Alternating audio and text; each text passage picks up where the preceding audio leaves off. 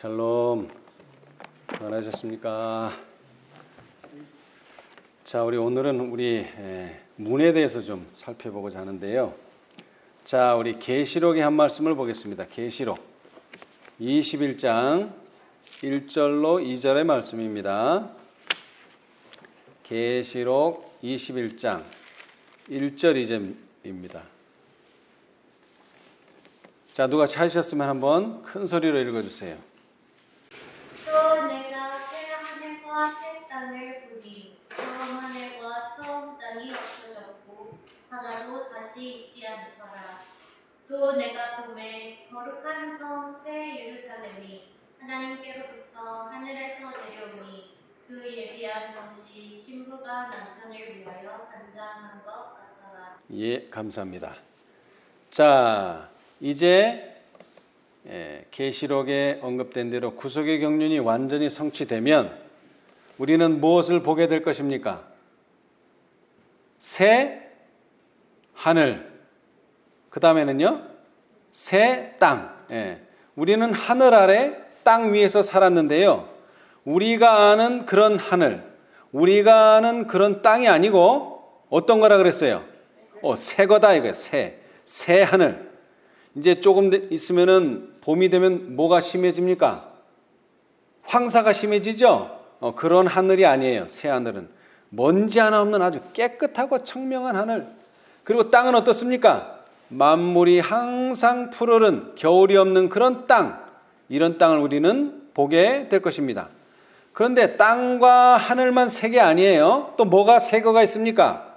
2절에 보니까 거룩한 성, 뭐가 새 거라고요? 예루살렘 성이 우리가 알고 있는 팔레스타인에 있는 그런 예루살렘이 아니에요. 뭐라 그랬죠? 새 예루살렘. 새 예루살렘. 자, 그런데 이 예루살렘 성에는 문이 있습니다. 왜? 성 안에 들어가야 되니까요. 자, 우리 12절로 보겠습니다. 12절. 자, 크고 높은 성곽이 있고 문이 몇 개라고요? 12문이 있는데 문에 또 천사가 몇 명이에요? 12천사가 있고, 그러니까 문 하나에 천사 하나씩 배치가 되어 있습니다. 그 문들 위에 이름을 썼으니 이스라엘 자손 몇 지파에? 12지파의 이름들이라. 13절 동편의 세 문, 북편의 세 문, 남편의 세 문, 서편의 세 문. 그래서 몇 개예요? 12개의 문이 있다는 것입니다. 근데 이름도 있어요. 근데 그 이름은 뭐라고요? 12지파의 이름이 있어요. 그리고 그 성의 성곽은 12기초석이 있고 그 위에 어린 양의 12사도의 12이름이 있더라. 성곽에 대해서 묘사를 잘 했는데 저는 오늘 특별히 문에 대해서 좀 살펴보고자 합니다. 문이 몇 개라고요? 12개예요. 이름이 어떻게 되어 있다 그랬습니까? 사도의 12이름이 거기에 적혀 있다 그랬습니다. 문마다 이름이 있겠죠. 이 우리나라에도 이 한양에 한양성에 문이 4개가 있어요. 근데 4개니까 특별한 이름은 없고 그냥 방향에 따라서 남문, 북문, 서문, 남문. 근데 그냥 남자 붙이기 좀 뭐하니까 무슨 문? 남대문이다. 그렇게 표현을 하기도 합니다만은 이 예루살렘 성은 우리가 가서 살 성인데 그 성에는 문이 12개가 있는데 이 12개에는 각각의 이름이 다 사도의 이름을 따라서 붙여져 있습니다. 자, 새 하늘과 새 땅에서 보게 될 거룩한 새 예루살렘의 문이 12개인데 그렇다면 하늘의 모형을 따서 땅에다 건설한 예루살렘 성에는 문이 몇 개나 있을까요? 문이 몇 개나 있을까요? 자, 하늘의 새 예루살렘의 성문이 12개라면 이 땅에 있는 예루살렘 성의 문도 몇 개가 돼야 될까요? 12개가 돼야 되겠죠? 그런데 12개가 되지는 않습니다. 자, 우리 느헤미야 3장을 보겠습니다. 느헤미야 3장. 자, 제일 먼저 건축된 성전을 우리는 솔로몬 성전이라 이렇게 말합니다. 솔로몬 성전. 그런데 이 솔로몬 성전이 어떻게 됐습니까? 바벨론에 의해서, 사자의 나라 바벨론에 의해서 다 파괴가 돼버리죠. 그래서 두 번째 성전이 바로 스룹바벨 성전입니다. 자, 느헤미야 3장 1절이 바로 그 스룹바벨 성전에 대한 성에 대한 성전이나 성에 대한 재건축에 의해서 만들어진 문들이 묘사되어 있어요. 자, 3장 1절 한번 읽어보세요. 3장 1절. 때에 대제사장 엘리야십이 그 형제 제사장들과 함께 일어나 양문을 건축하여 성별하고 문자를 달고 또 성벽을 건축하여 함메아 망대에서부터 하나넬 망대까지 성별하였고. 예, 자, 여기 이제 이 성의 벽을 만들었다는 그런 내용인데요. 3장 전체가요. 그래서 이것이 다 완성이 됐어요. 며칠 만에? 52일 만에. 52일 만에. 그런데 이 문들만 보겠습니다. 자, 첫 번째 문이 뭐예요? 양문 또는 양의 문. 우리가 오늘 과정 공부에서도 배웠죠? 양의 문. 제일 먼저 건축된 것이 양문이에요. 그 다음 3절이요. 3절. 어문은 하스나의 자손이 건축하여 그 들보를 얻고 문자를 달고 자물쇠와 빗장을 갖추었고. 예, 자, 두 번째 문이 뭡니까? 어문. 물고기의 문이라는 뜻이죠. 물고기의 문, 어문. 자, 그 다음 6절. 옛 문은 가세아의 아들 요야다와 부소드야의 아들 무술람이 중수하여 그 들보를 얻고 문짝을 달고 자물쇠와 빗장을 갖추었고. 자, 하늘에 있는 성들은 12사도의 이름을 땄지만 이 예루살렘 성의 문은 그것이 아닙니다. 그냥 의미를 가지고 있는 그 문의 의미를 가지고 문의 이름을 붙였는데 첫 번째는 양, sheep gate, 게이트예요. 게이트 문이 게이트 오브 sheep입니다. 양들이 드나다니는 문. 제사 드릴 때에 그 모든 양들을 어디서 끌고 옵니까? 양문에서 끌고 와요. 양문으로. 그 다음에 물고기 문, 어문이 있어요. 그 다음에는 뭡니까? 6절에 옛문. 아주 옛날부터 만들어졌는지 모르겠지만 하여튼 이름이 옛문이에요. 자, 그 다음에 13절. 골짜기 문은 한운과 산호와 거민이 중수하여 문을 세우며 문장을 달고 자물쇠와 빗장을 갖추고 또 분문까지 성벽의 1000규빗을 중수하였고. 예. 자, 그 다음 문이 뭐예요? 골짜기 문이에요. 골짜기 문. 그 다음에는요, 분문. 예. 이 제사에서 제사를 드렸을 때 이 어떤 그 쓰레기 같은 것들, 그런 것들을 다 이 문을 통해서 출입하는 것이 분문이에요. 14절도 마찬가지 분문. 그 다음에 15절은요, 샘문. 샘문은 미스바 지방을 다스리는 골호세의 아들 살lun이 중수하여 문을 세우고 덮으며 문짝을 달며 자물쇠와 빗장을 갖추고 또 왕의 동산 근처 셀라무가의 성벽을 중수하여 다윗성에서 내려오는 층계까지 이르렀고. 예, 샘문이라고 있어요. 또 샘문. 자, 그 다음에 26절. 때에 느디님 사람은 오벨에 거하여 한 수문과 마주대한 곳에서 더 네어민 망대까지 미쳤느니라. 예, 그 다음에는 수문이 있어요. 물 숫자를 써서 수문. 자, 그 다음에는 28절. 마문 위로부터는 제사장들이 각각 자기 집과 마주대한 부분을 중수하였고. 예, 말마자를 써서 마문. 그 다음에 29절. 그 다음은 임멜의 아들 사독이 자기 집과 마주대한 부분을 중수하였고 그 다음은 동문지기 스가냐의 아들 스마냐가 중수하였고. 예, 그 다음에는 동문. 이것은 동쪽을 말합니다. 동쪽에 문이 있었어요. 그래서 그것을 그냥 동문. 자, 그 다음에 31절. 그 다음은 금장색 말기야가 함mit갓문과 마주대한 부분을 중수하여 느디님 사람과 성도들이 집에서부터 성노통이 문에 이르렀고. 예, 그 다음에는 함밉간문. 예, 발음하기도 좀 힘든데 하여튼 함밉간문이 있었어요. 자, 이렇게 해서 몇 개입니까, 문이? 자, 양문, 어문, 옛문, 골짜기문, 분문, 샘문, 수문, 마문, 동문, 한밉, 간문. 몇 개예요? 10개예요, 10개. 예. 2개는 어디 갔을까요? 예, 2개는 나중에 찾아보겠습니다. 근데 하여튼 이 3장에서 모든 성벽이 완성됐는데 그 성벽 사이사이마다 문들이 있었는데 그게 총 몇 개라고요? 10개가 여기서 언급되어 있어요. 10개.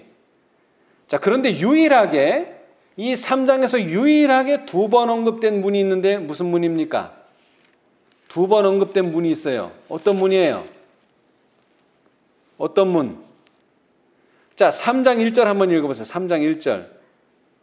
때에 그의 제사장 엘리야십이 그 형제 제사장들과 함께 일어나 양문을 건축하여 성별하고 문장을 달고 또 성벽을 건축하여 판매야 망대에서부터 하나늘 망대까지 성별하였고 자, 그 다음에 마지막 절 32절.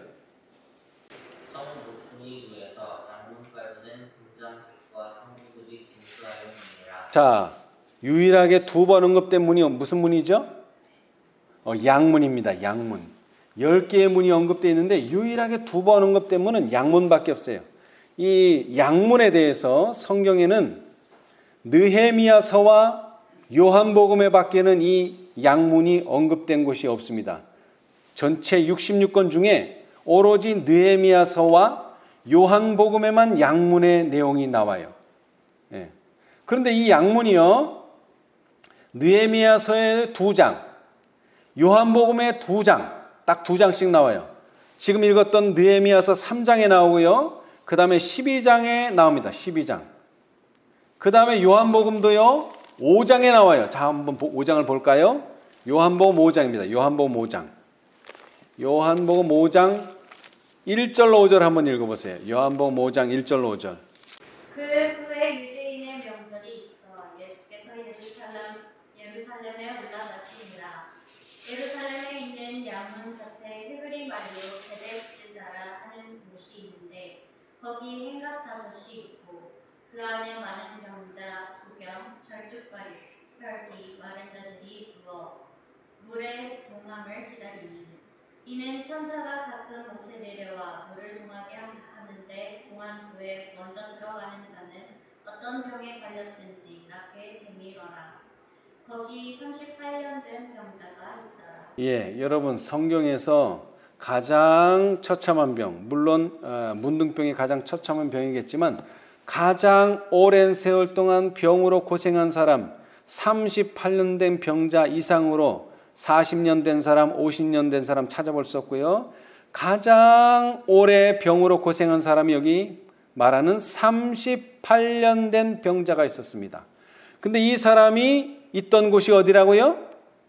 양문 곁에 베데스다라 하는 못이 있었는데 그 못에 있었어요. 그 못 옆에 행각 5 속에 있었어요. 그런데 그 행각이 있는 곳이 어디라고요? 양문 또는 양의 문. 여기 한번 언급됐고요. 그 다음에는요. 자, 요한복음 10장 1절로 3절 한번 읽어보세요. 내가 진실로 진실로 너희에게 이르노니 양의 우리의 문으로 들어가지 아니하고 다른 데로 넘어가는 자는 절도며 강도요 문으로 들어가는 이가 양의 목자라. 문지기는 그를 위하여 문을 열고 양은 그의 음성을 듣나니 그가 자기 양의 이름을 각각 불러 인도하여 내느니라. 예, 감사합니다. 그런데 여기서 말하는 양의 문은 뭡니까? 여기서 말하는 양의 문은 양의 울타리 속에 있는 문을 말합니다. 예루살렘 성에 있는 양문하고는 조금 차이가 있어요. 그러나 의미는 똑같습니다. 의미. 양은 어디로 다닌다고요? 문으로 다닙니다. 문으로. 다른 데로 다니면 뭐라고요? 다른 데로 넘어가는 자는 절도며 강도라 표현하셨어요. 예, 예. 자, 그런데 지금 이 시대에 예수님 당시의 문이 예수님 당시에 그 예루살렘 성에는 아까 제1성전 솔로몬 성전은 언급이 안 돼 있고요. 우리가 읽은 느헤미야 3장은 제2성전, 다시 말하면 스룹바벨 성전을 말하는데요. 그때 당시에는 10개의 문이 언급되어 있었습니다. 물론 자세하게 보자면 12개가 있는데요.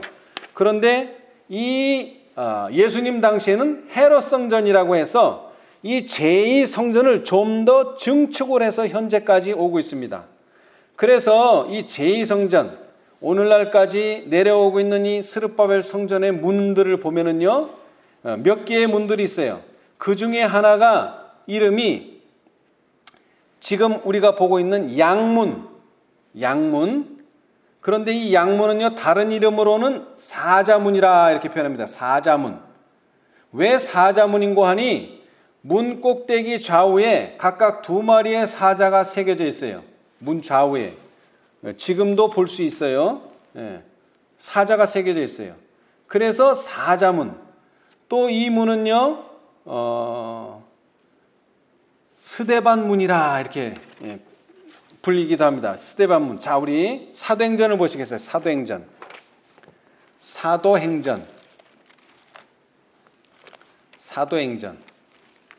7장입니다. 사도행전 7장. 7장이 상당히 긴데요. 55절로부터 한번 60절을 읽어보세요. 어떤 내용이 나오나. 스데반이 성령이 충만하여 하늘을 우러러 주목하여 하나님의 영광과 및 예수께서 하나님 우편에 서신 것을 보고 말하되 보라 하늘이 열리고 인자가 하나님 우편에 서신 것을 보노라 한데 저희가 큰 소리를 지르며 귀를 막고 일심으로 그에게 달려들어 성 밖에 내치고 돌로 칠세 증인들이 옷을 벗어 사울이라 하는 청년의 발 앞에 두니라. 저희가 돌로 스데반을 치니 스데반이 부르짖어 가로되 주 예수여 내 영혼을 받으시옵소서 하고 무릎을 꿇고 크게 불러 가로되 주여 이 죄를 저들에게 돌리지 마옵소서. 이 말을 하고 자니라. 예. 자, 그런데 스데반이 쫓겨나간 문이 어떤 문일까요? 바로 이 사자문 또는 양문이라고 표현합니다. 예. 여기서 이해할 수 있듯이 예수님께서 골고다 십자가로 가실 때 나오신 문은 어떤 문일까요? 바로 이 사자문 또는 양문입니다. 왜? 이 양문에서부터 골고다 가는 십자가의 길이 시작됩니다. 골고다로 가는 길이 이 양문에서부터 시작돼요. 자, 그런 의미를 알고 요한복음 10장을 읽으면 좀 의미가 좀 달라지겠죠? 자, 예수님 뭐라 그랬어요?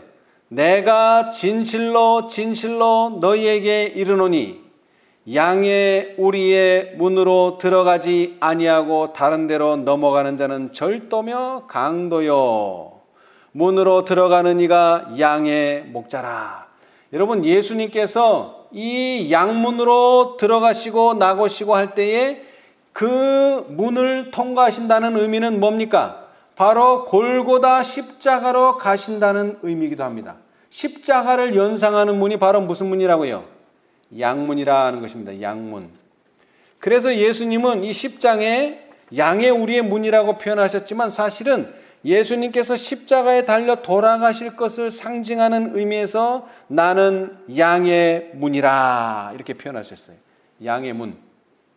예수님의 희생이 곧 구속의 경륜의 기초입니다. 맞습니까? 예. 그래서 이 문은 양문 또는 스데반문, 스데반도 이 문을 나가서 돌에 맞아 죽었죠. 자, 뿐만 아니라 이 제2성전에는 다메섹문, 다메섹으로 가는 쪽에 있다고 해서 다메섹문, 또는 세겜문, 세겜으로 간다고 해서 세겜문, 또는 욥바로 가는 길에 있다고 해서 욥바문, 또는 시온문, 시온산으로 가는 쪽에 있다고 해서 시온문, 또는 분문은 아까도 말했지만 느헤미야 3장에도 나오죠. 동문도 나오죠. 근데 이 동문은요, 다른 이름이 있는데 황금문이다. 골든 게이트라 이렇게 표현합니다. 골든 게이트.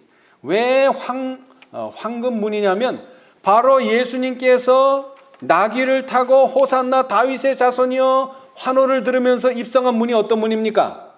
바로 이 동문입니다. 동쪽에 나 있는 문이에요.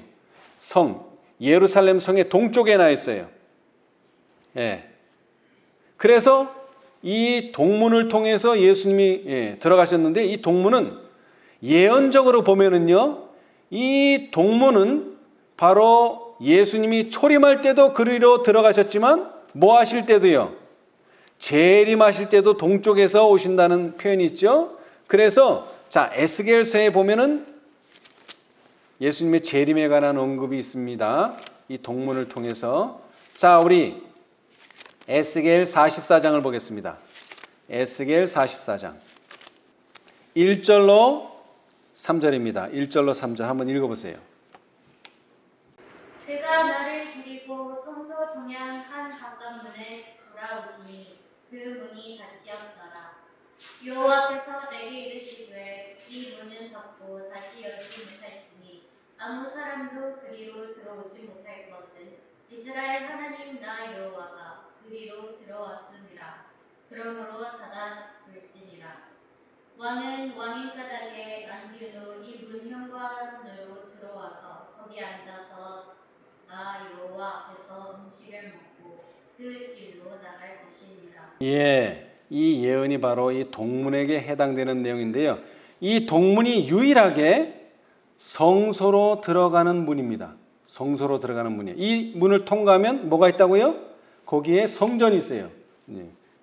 예루살렘 성전 당시는 예루살렘 성 당시는, 자, 우리 찬미가 406장이 뭔지 아십니까? 찬미가 406장. 우리 찬미가에 천국에서 만나리라. 예. 한국말로는 천국에서 만나리란데 영어 제목 밑에 써 있죠? 뭐라고 돼 있어요? Eastern, the Eastern Gate라고 돼 있어요. 그렇죠? 네, 이스턴, 동쪽 문, 그러니까 동문. 그러니까 천국에서 만나리라가 아니라 사실은 어디서 만난다? 동문에서 만나리라, 그런 뜻입니다. 동문. 예, 영어 제목은 그래요. 영어 제목. 예, 그러니까 동문은 예수님이 초림하실 때 들어오는 문이요, 그 다음에 재림하실 때는 땅을 밟지 않기 때문에 문으로 들어오실 필요는 없지만 동쪽에서 예수님이 오실 것입니다. 예, 그런데 재미있는 사실은요, 이 팔레스타인은 지금도 유대인이 점령했다가 그 다음에 회교도가 점령했다가 유대인이 점령했다가 몇 번 이게 오고 갔는데, 이 문은 유일하게 지금 현재 여러분이 팔레스타인에 가면요, 이 문은 폐쇄가 돼 있어요. 근데 문을 닫아 놓은 게 아니라 그냥 돌로 벽을 막아버렸어요. 완전히 문이 없어져 버렸어요. 자리는 있는데 그 문을 벽돌로 쌓아서 막아버렸어요. 누가요? 무슬림이. 왜? 이런 예언이 있기 때문에, 동문으로 메시아가 온다는 예언이 있기 때문에 이 예언이 성취되지 못하도록 하기 위해서 문을 폐쇄를 시켜버렸어요. 이걸로 끝나는 게 아니라 동문 앞에다가 공동묘지를 만들었어요.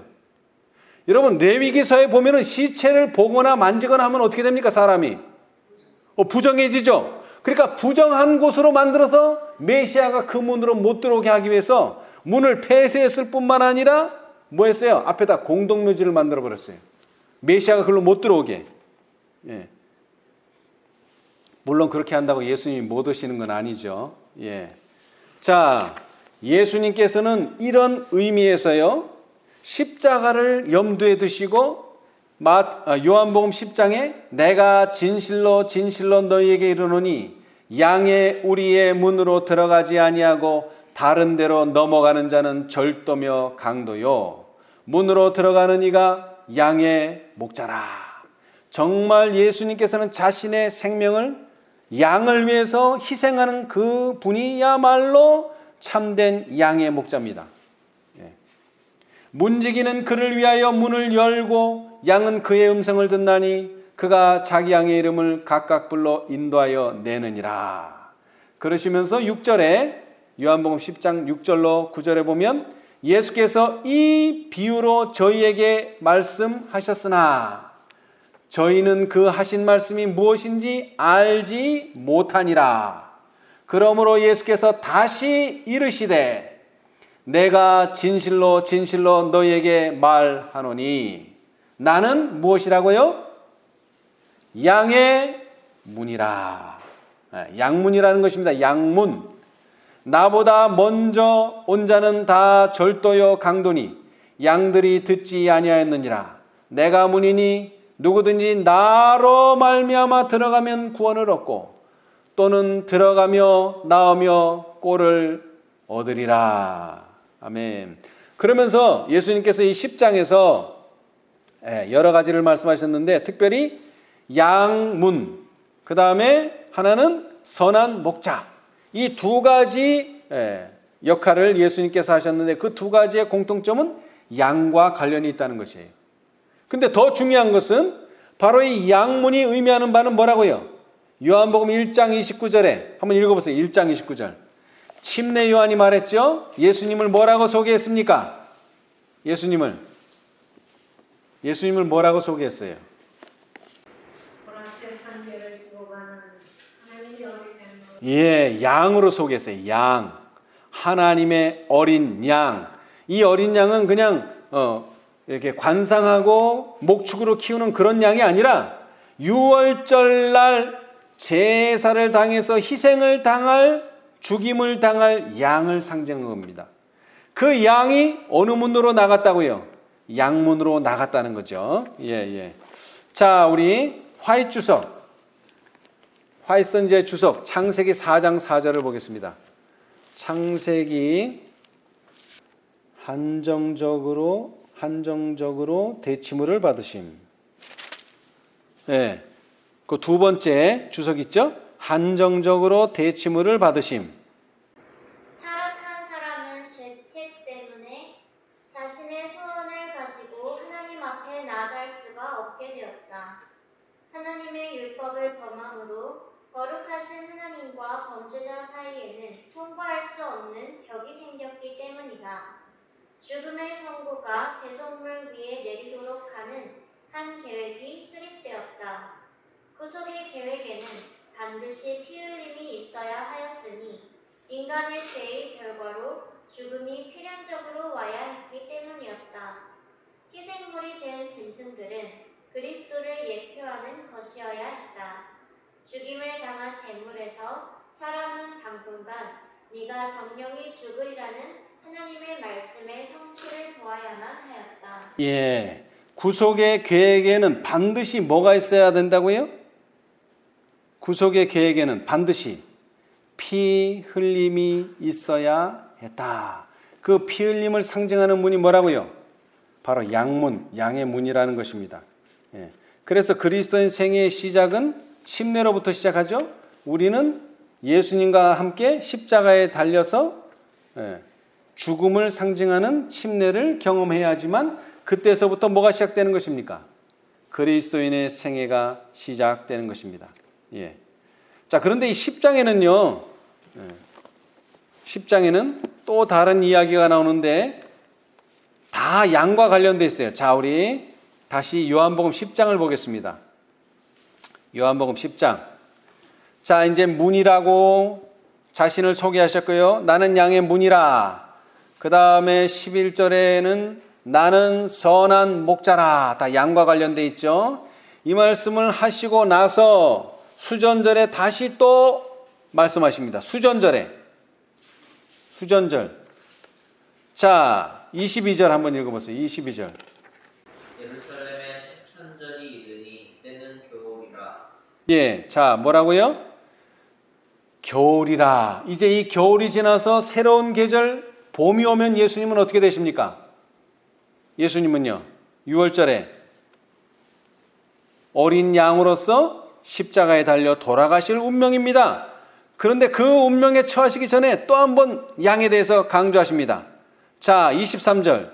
예수께서 성전한 솔로몬 행각에서 다니시니 유대인들이 애워싸고 가로되 당신이 언제까지나 우리 마음을 의욕해 하려나이까?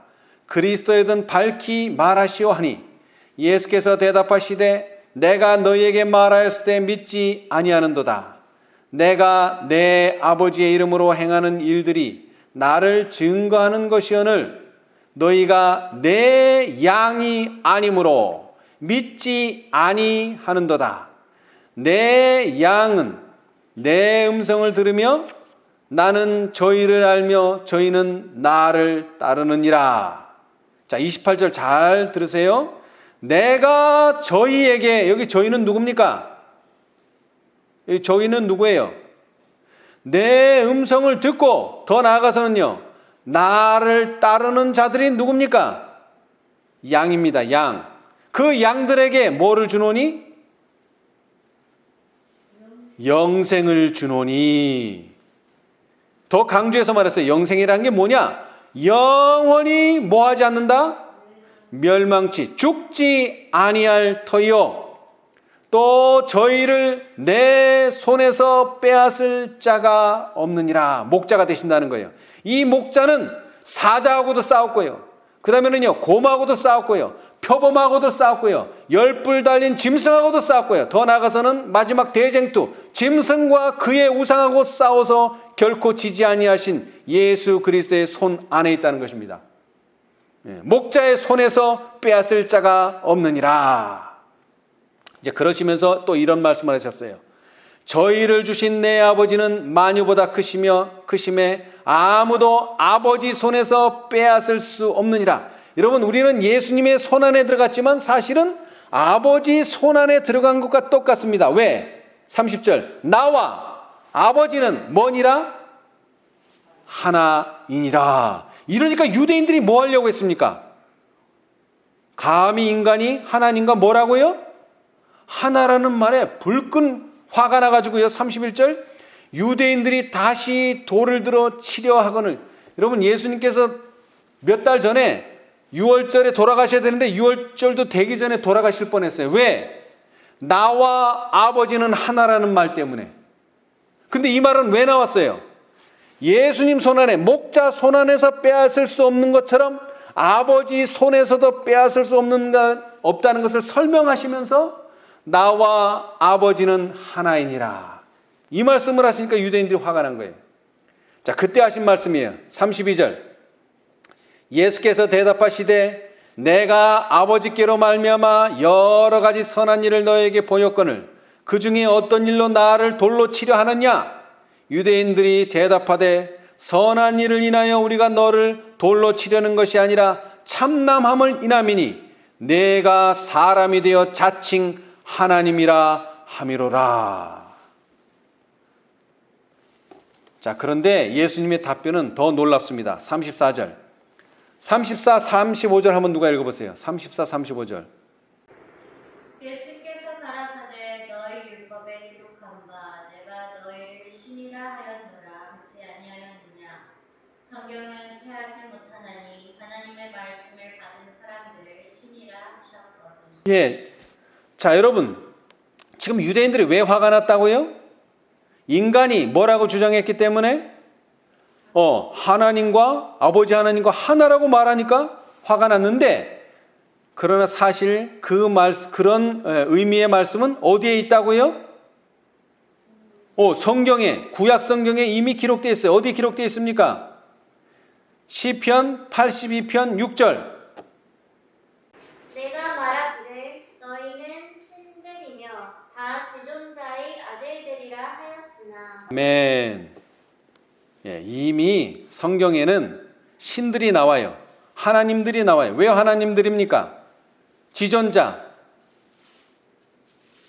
영원하신 하나님의 아들들이 있기 때문에 그래요. 근데 요한은 이미 이것을 설명했어요. 어디서 설명했어요? 요한복음 1장에서 설명했어요. 뭐라 그랬죠? 요한복음 1장 12절 영접하는 자, 곧 그 이름을 믿는 자들에게는 뭐가 되는 권세를 주셨다고요? 하나님의 자녀가 되는 권세를 주셨다고 이미 성경은 말하고 있습니다.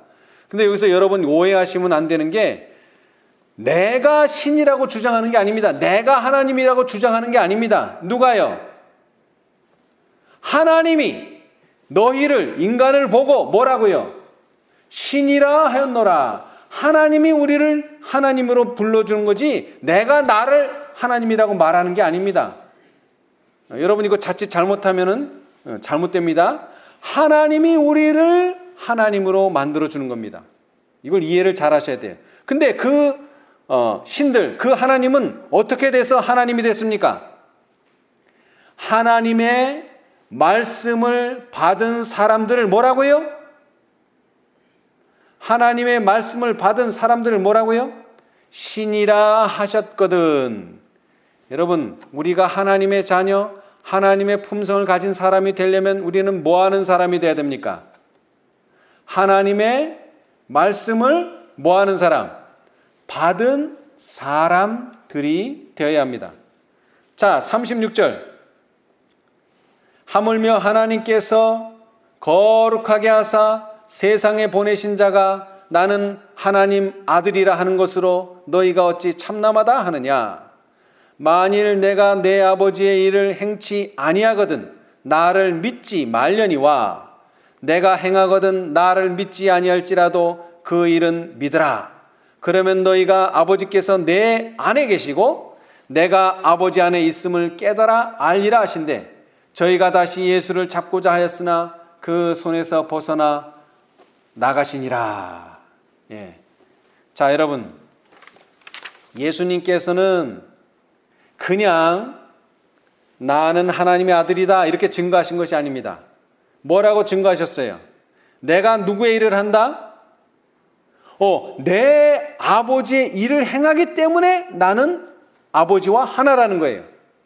그런데 마태복음 24장에 보시면은 마지막 때에 어떤 사람들이 온다 그랬어요? 어떤 사람?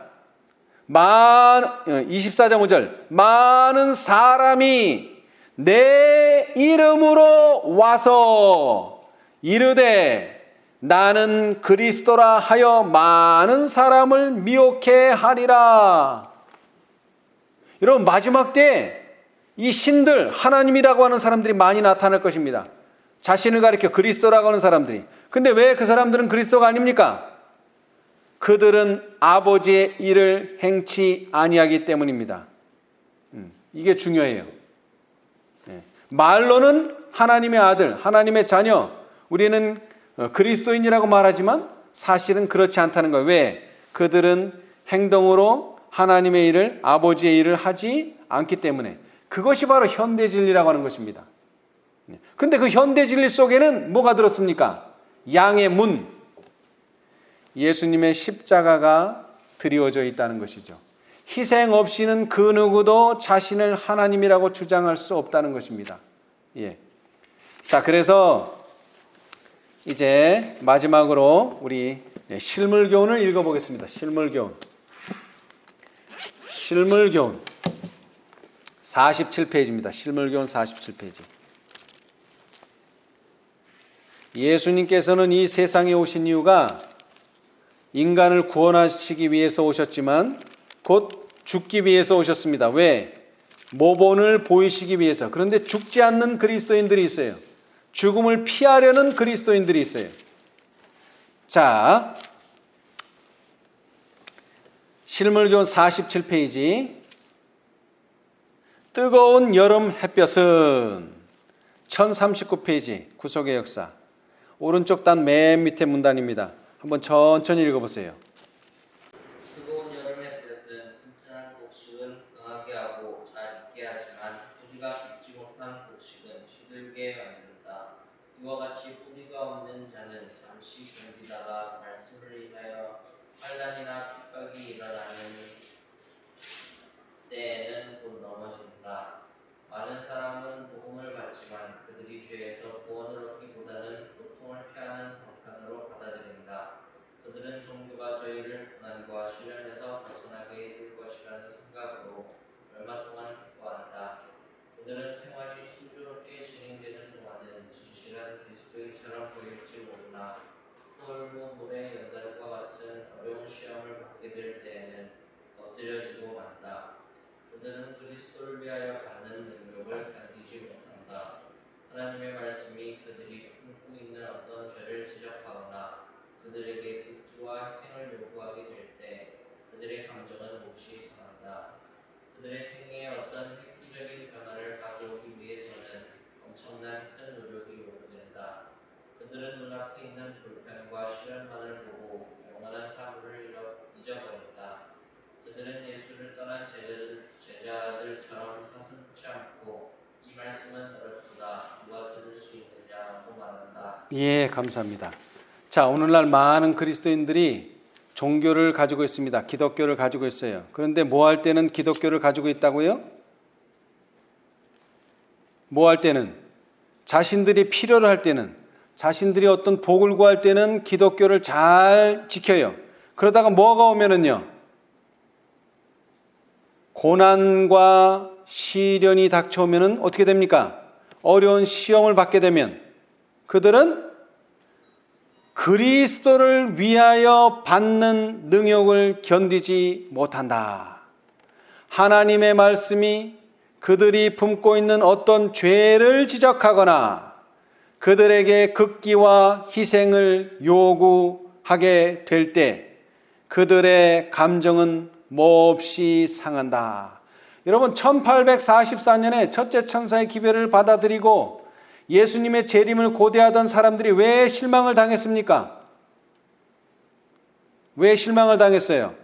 바로 이런 시련을 견뎌내지 못한다면 예수님의 재림도 감당할 수가 없기 때문에 그렇습니다. 예. 자, 그 다음 참된 성결은 1040페이지 오른쪽 단 첫 번째 문단. 참된 성결은 하나님을 섬기는 일에 모든 것을 바치는 것이다. 이것은 참된 그리스도인 생애를 살아가는데 필요 불가결한 조건이다. 그리스도께서는 전적인 헌신과 온전한 봉사를 요구하신다. 그분은 마음과 뜻과 목숨과 힘을 다하기를 요구하신다. 자아를 소중하게 여기지 말아야 한다. 자신을 위해서 사는 사람은 그리스도인이 아니다. 예, 감사합니다. 자, 먼저 이것은 씨앗에 대한 비유인데요. 씨 뿌리는 비유인데요. 자, 첫 번째 씨는 어디 떨어졌습니까? 길가에 떨어졌어요. 이것은 말씀 자체를 받아들이지 않은 상태입니다. 말씀 자체를. 그러나 말씀을 받아들였다면 첫 번째 시험이 뭡니까? 세상을 포기하고 또 하나는요, 자아를 포기하는 그 시험이 이르러 올 것입니다. 예. 자신을 위해서 사는 사람은 뭐가 아니다? 뭐가 아니라고요? 그리스도인이 아니다. 예. 참된 성결은 하나님을 섬기는 일에 모든 것을 바치는 것이다. 여러분, 일부분이 아닙니다. 대부분도 아니에요. 뭐라고요? 모든 것을 바치는 것이다. 예. 모든 것을. 자, 그 다음 사랑이 모든 행위의 원칙이 되어야 한다. 사랑은 하늘과 땅에서 하나님의 정부의 기초를 이루는 원칙이다. 그러므로 그것은 또한 그리스도인 품성의 기초가 되어야 한다.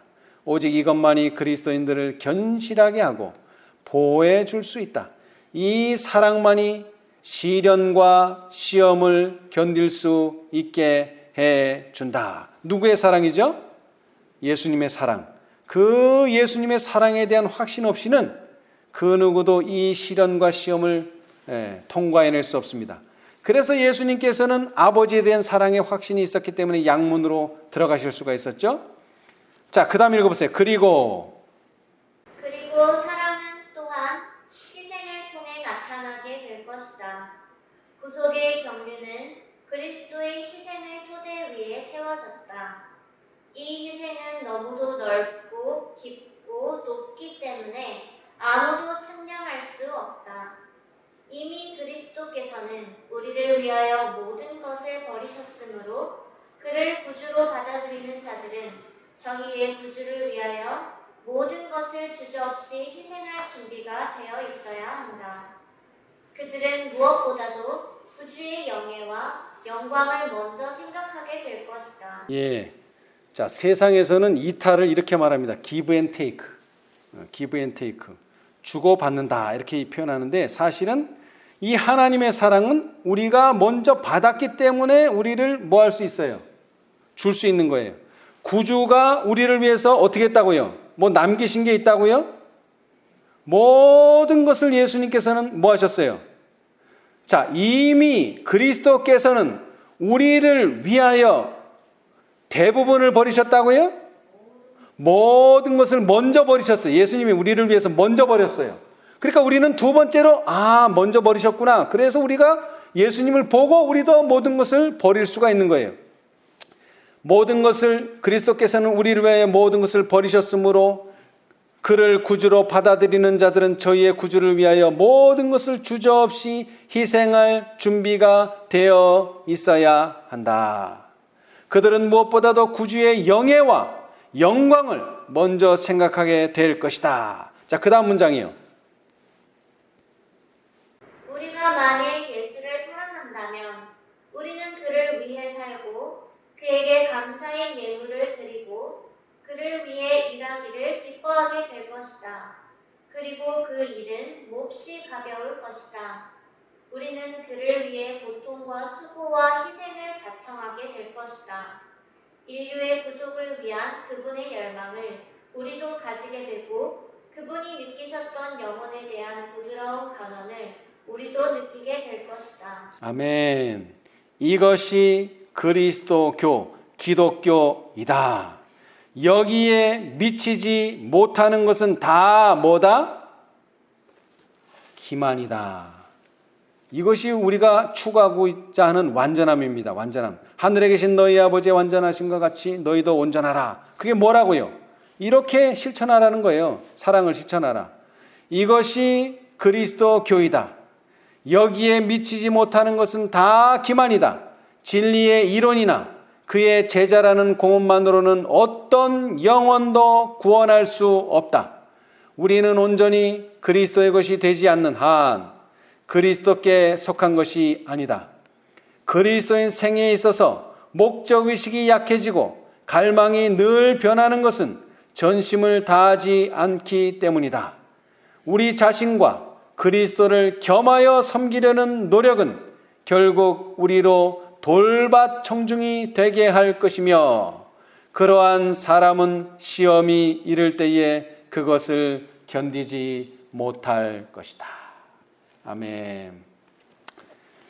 오늘 우리가 본 것처럼 예수님은 이것을 보여주시기 위해서 양의 문이 되시고 그 양문을 통해서 골고다 십자가의 길을 걸어가셨습니다. 진리는 이론이나 그의 제자라는 공업만으로는 어떤 영혼도 구원할 수 없다. 우리는 온전히 그리스도의 것이 되지 않는 한 그리스도께 속한 것이 아니다. 그리스도인 생애에 있어서 목적 의식이 약해지고 갈망이 늘 변하는 것은 전심을 다하지 않기 때문이다. 우리 자신과 그리스도를 겸하여 섬기려는 노력은 결국 우리로 돌밭 청중이 되게 할 것이며 그러한 사람은 시험이 이를 때에 그것을 견디지 못할 것이다.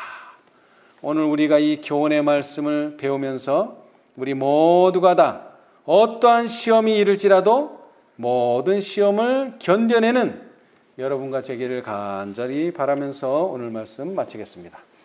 감사합니다.